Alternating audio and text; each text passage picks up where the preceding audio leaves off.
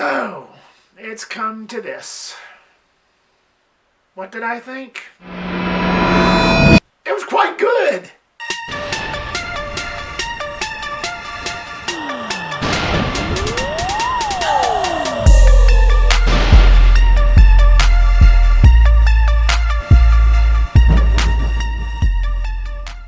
What's up, guys, and welcome to my review of The Marvels. A film that nobody can talk about because of certain trolls, which is not the reason why I waited so long. I could care less what anybody thinks. I'm still going to review my opinion. I mean, that's what we as a community on here is for. Although, I gotta say, it's fun seeing trolls talk to themselves, because that's how I treat it. They basically be talking to air because I don't respond, because I don't speak jerk, and just because I have a different opinion than anybody else.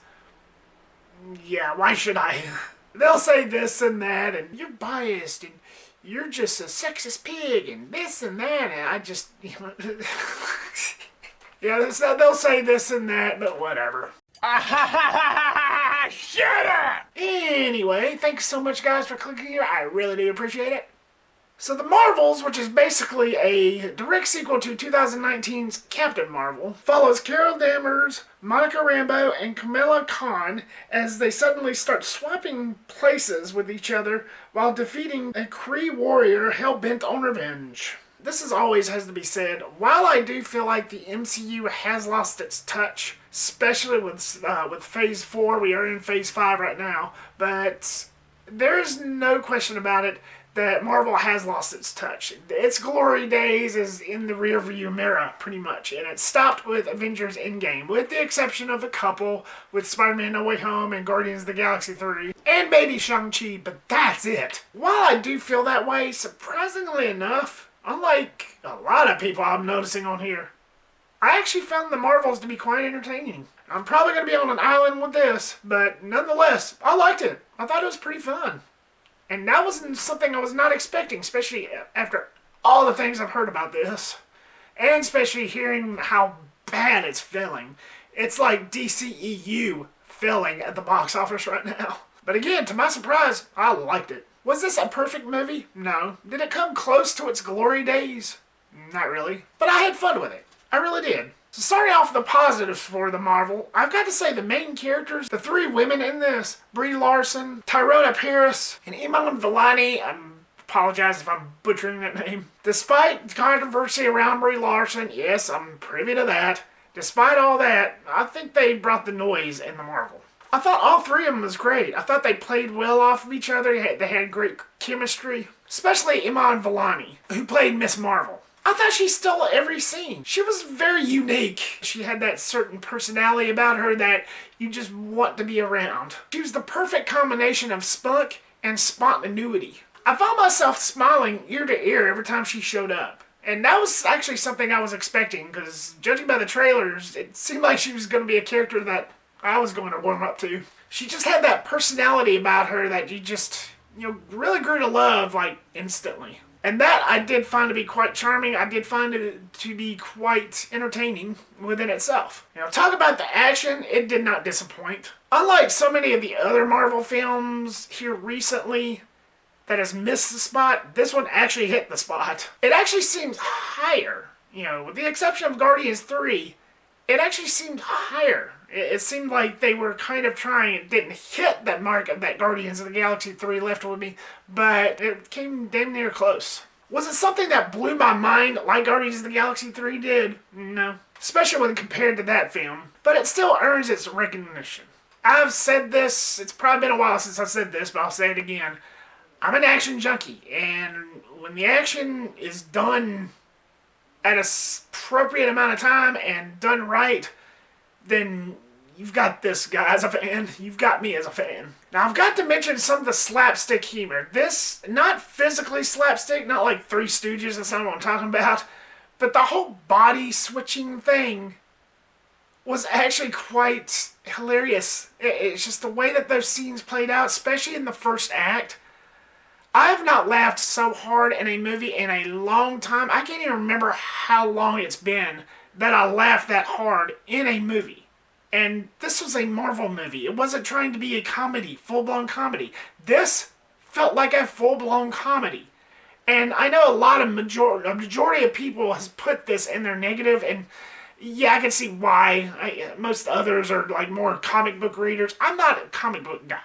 So, like, most others will compare it to the comic books and will say, that's so lame, why'd you have to do it like this and that? I don't do that, because I don't read comics. That's why it's easier for me to say that the comedy in this, that whole body switching thing, it just brought tears to my eyes. I literally had tears coming down my eyes. I had to take the napkins that I was wearing that I was using for my popcorn, which of course they were clean, the ones I was using on my eyes, and do this a lot of times. And that's something I hardly ever do. There wasn't fake tears either. It's just, I can't pull off a fake tear anyway, but they were actual tears. And again, that's something I cannot say, like, at all. This is like the first time I probably actually said that. Yeah, I'm going with it. Again, I get why that would be annoying to most, but I'm a special case. What can I say? Sue me. The movie wasn't perfect. I still had some issues, but not the same issues that most other people had. Not as much as you would think. I walked out of this, or rolled out of this, feeling very lenient toward it. But still, it does have to be said, as we dive into my mixed, there was this whole scene where they went to this singing planet.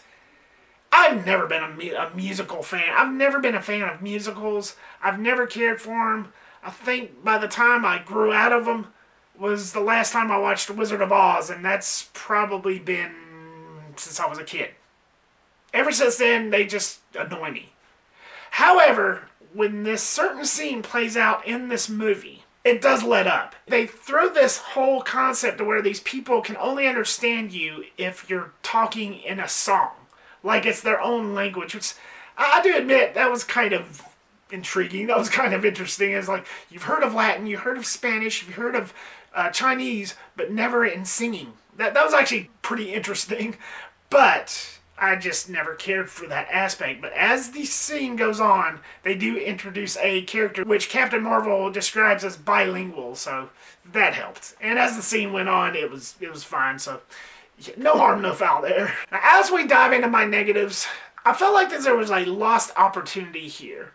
This is the shortest out of all the MCU movies. This clocks in at about an hour and 45 minutes, which makes it the shortest MCU movie ever made. It will probably ever be made. And it kind of does show. There's this whole thing to where, yes, this is a direct sequel to 2019's Captain Marvel, which is the part that really, kind of disappointed me in the fact that you don't really get that much from Captain Marvel herself. It felt like they were kind of treating her as like a background character. You don't get that much from her. Like, we're talking 30 plus years since the events of that first film. The first film took place in like the mid-90s, around there. That's like 30 plus years, maybe close to 40 at this point. I don't know. Around 30 plus years. Where did she go, like, right after the last shot of the first Captain Marvel? What has she been up to? Why has certain things been happening, other than the fact that it did show up a couple times in the MCU before, after the events of Captain Marvel, but those movies were still set, like, years and years after that first one. Again, that first one's set in the 90s, so a lot could happen. So I felt like they could have just went with the Captain Marvel 2 title, switch the storyline around, make it more about her, and then come out with the Marvels a couple years later, or something like that, from now. I felt like that's the path that they should have done in terms of continuity. You just don't get much from Captain Marvel herself. She just felt like kind of a side character in some points. I mean, yeah, they tried to fit her in, but the length really does show. I just felt like they could have added at least 20, maybe 30 minutes. It would have made more sense. I thought that was a little bit disappointing. Rolling into this, I kind of got the gesture because I've heard other people's reviews about it before I came in, and that's why I wasn't completely disappointed, but it still earns its negative spot because I just didn't really feel that much. I wanted to feel more. I wanted to feel more from that aspect. I wanted more. The villain, whose name I can't even remember, you don't get that much from her. You don't really get that strong of a motive. She definitely wasn't no Thanos. And I know that's not what they were going for, like this Thanos type character. but she just really wasn't that strong. They have this whole backstory to where they show it to you in a scene, and it really doesn't make no sense. It involves Captain Marvel without getting anything away, but at this point, I'm pretty sure you don't really care, but I won't spoil anything anyway. But it shows Captain Marvel and her in this backstory that makes no sense, which they kind of elaborate later on from Carol Danvers herself, which makes it even more confusing because of the way that the scene played out. And it just, I don't know, something about that scene and the way that it was described later on from Carol Danvers, it just didn't really quite add up. And that to me, that's where I started feeling the lack of how much this movie was plagued with problems, especially in the editing department, and it just felt off. It felt messy, it felt a little bit out of place. Again, going back to what I said, they could have added at least 20 to 30 minutes, but it is what it is. Again, I feel like I'm going to be one of those that's on an island with this, but despite what I just said, I really did have a good time with this. Even more so than most. I really enjoyed myself. I didn't think I would, but I really did enjoy myself a lot more than I did most of the Marvel films recently. I thought it was fun. I thought it was exciting. It was a happy accident.